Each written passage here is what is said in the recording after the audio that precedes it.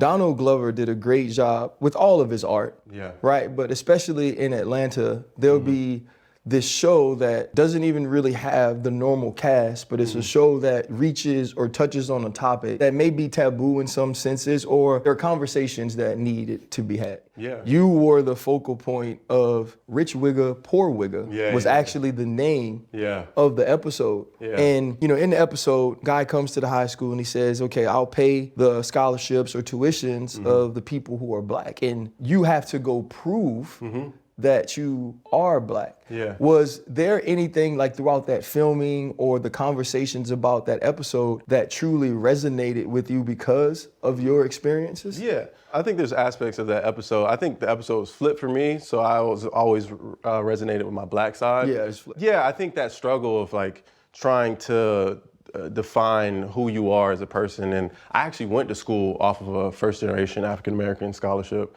for college. And that was at Florida State. It's the CARE program, sort of the Center for Academic Retention Enhancement. So there was this aspect of, you know, in the episode I have to prove it, but Dr. Tadero Stark was the head of the CARE program at Florida State, and he just embraced me with love.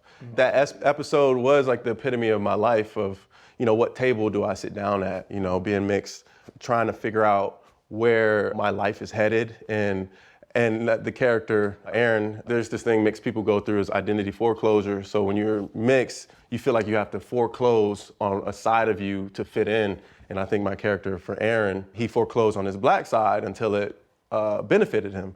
And I don't resonate with that, but I feel like for my life, I foreclosed on my white side. And that was the struggle of trying to figure out how to connect with these people.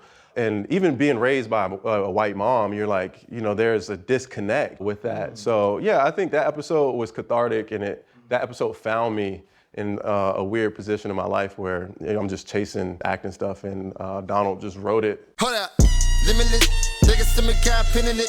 I fought the head to witness it.